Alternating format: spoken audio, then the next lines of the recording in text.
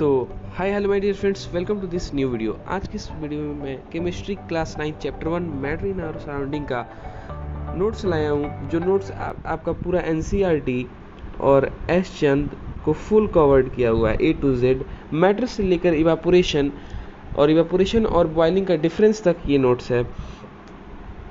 तो फटाफट से हम लोग देख लेते हैं इस नोट्स में क्या है।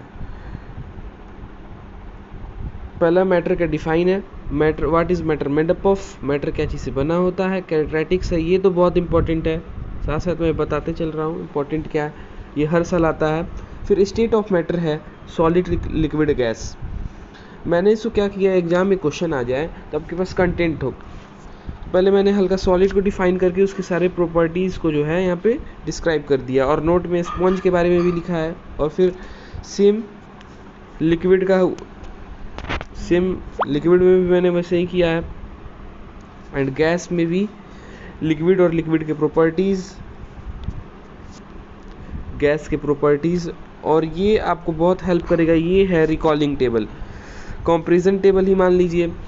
कंपैरिजन टेबल जैसे फिक्स शेप किस में होता है किस में नहीं, आप इसे कंपेयर कर सकते हैं। ओके, फिर उसके बाद डिफ्यूजन का भी कॉन्सेप्ट बहुत इंपॉर्टेंट है इस चैप्टर में। तो डिफ्यूजन जो है काइनेटिक एनर्जी पे उसके बेस पे चलता है, तो मैंने काइनेटिक एनर्जी को भी डिफाइन कर दिया है। और जो एग्जांपल आपके एनसीईआरटी में थे वो भी मैंने यहाँ पे लिखा हुआ है, ये वाला। और ये टेम्परेचर बढ़ेगा तो मोशन इंक्रीज तो डिफ्यूजन। ओके, एंड फिर है the unit of temperature, Celsius scale, kelvin scale, और यहाँ पे नोट में भी है ऐसा, unit of temperature is kelvin. ये 1 मार्क्स ऑब्जेक्टिव में आ जाता है।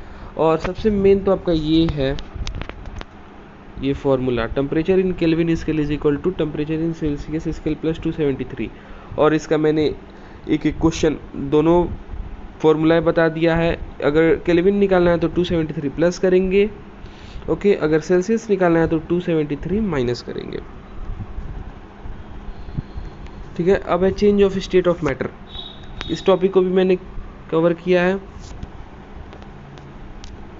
Okay, by changing the temperature and by changing the pressure.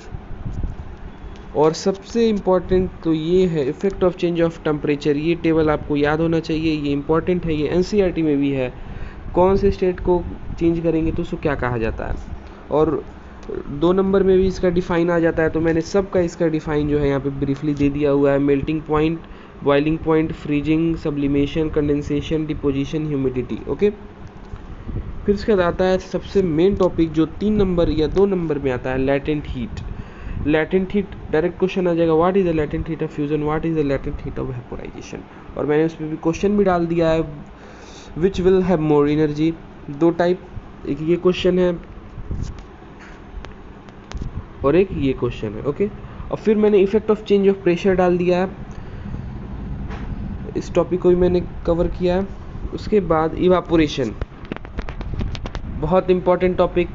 Evaporation का पहले मैंने डिफाइन डाला है और रीज़न डाला है, और ये तो हर साल आता है, ये आना ही आना है।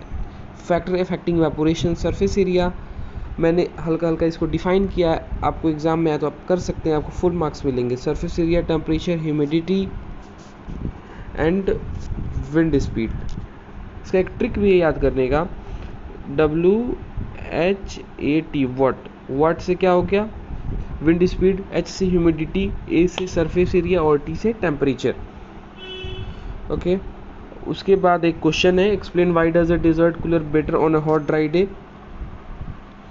ओके, जो इवापोरेशन के पे रिलेटेड क्वेश्चन जो आता है इस कॉन्सेप्ट पे। फिर उसके बाद इवापोरेशन और बॉइलिंग पे डिफरेंशिएशन टेबल है, जो एग्ज़ाम में 3 नंबर में पूछ दिया जाता है। तो ये आपको नोट्स कैसा लगा?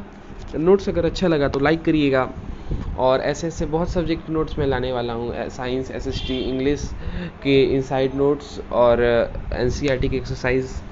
तो थैंक यू, बाय बाय।